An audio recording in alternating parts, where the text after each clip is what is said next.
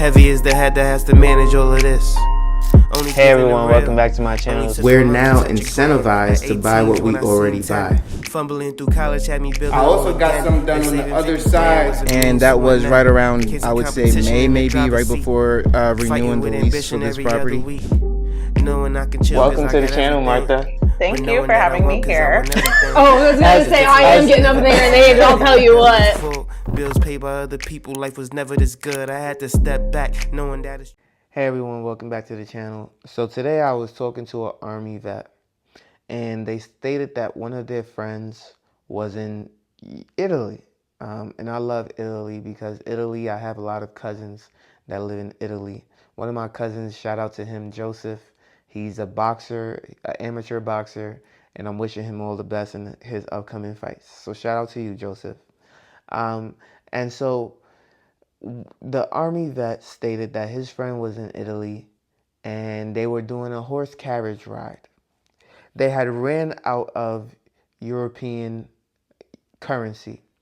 And so instead of not doing the carriage ride, they completed the ride and they wanted to pay in US dollars. So the person in the carriage ride then took the US currency and said, "What is this?" and threw it on the ground. Said, "This is nothing."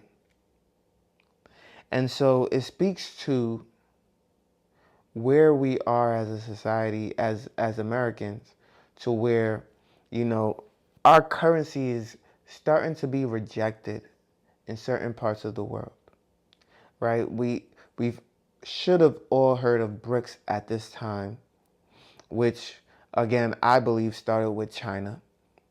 And China has started to, you know, work with the likes of other countries like Saudi Arabia, Germany, you know, obviously all of Europe.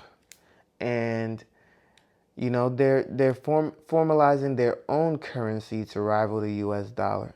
Now, for all of you who don't know, the US dollar has only been around a couple of hundred years, just a little over 200 years. And, you know, we used to be on the gold standard. And we're in that cycle now where currency will change again. And we will adopt something new.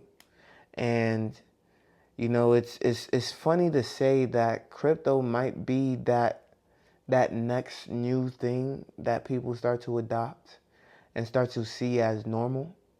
In the next 20 or so years, the US dollar may be just another commodity like a gold or silver, and nothing that is really of much value, of much interest.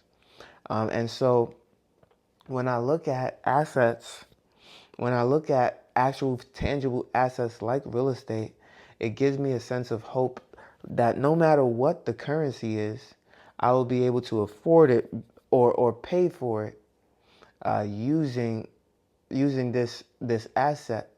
If the world said they stopped taking US dollar tomorrow, I would still have value in real estate that I can sell off to crypto or to European currency or whatever the currency may be.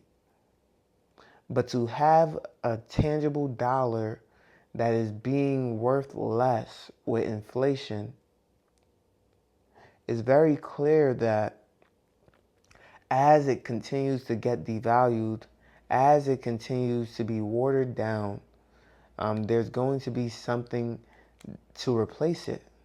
And right now, Bitcoin is not stable. It's more so looked at as an investment. It is not something that stabilizes the market and makes it neutral. It does not survive or teeter on any sort of standard, but instead it is more so of an investment vehicle, right? Something that can go up and down in value very drastically. It is not a stabilized coin, and therefore It is not something that you can be using to say this is the standard, this is where we are as a society. No, not at all. And so, there are plenty of times where Bitcoin had dropped down to $20,000 and people had the chance to invest. Now it's at over $60,000. Over $60,000. So much money to be made, so much money to gain. And we see so many cycles in which people could have made tens of hundreds of thousands of dollars. Tens of hundreds of thousands of dollars. But with little risk is little reward. Tens of hundreds of thousands of dollars. There are so many multiples of hundreds of thousands of dollars that I myself could have made investing in Bitcoin. But again, you take all that risk to invest in something that is truly not stable, truly risky, that could easily be swept from under your feet. Who made it? How was it created? All these things are still a mystery to this day.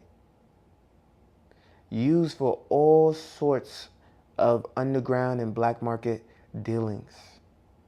It is not something that is made with the right intentions, essentially, right? I mean, you can say that, okay, yes, it's supposed to be the currency for privacy and all these other things. But at the end of the day, what is it being used for? That privacy is being used for all the wrong reasons. And so that leaves room for the government to say, we must intervene.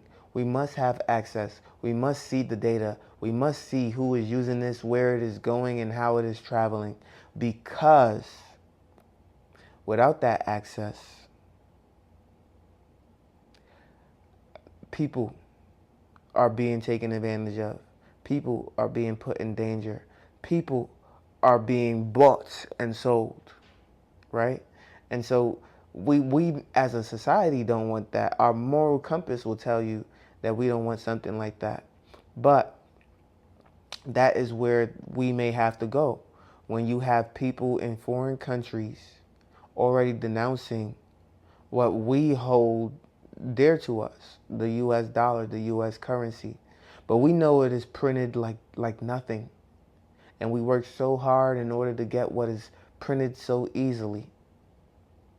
You start to understand that what is the value of this commodity? What is the value of this currency? What truly is it? What does that mean? Because ultimately what I see is a currency that is being manipulated time and time again to no end. Spending money that we simply do not have to impress people and countries and states that we should have no business trying to impress.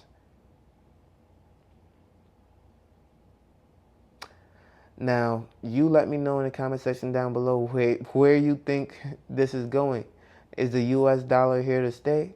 Will it be here for another 200 years? Or will crypto or another type of currency replace the US dollar? Let me know in the comment section down below. I'd be happy to hear. And I will see you on the next one. Peace.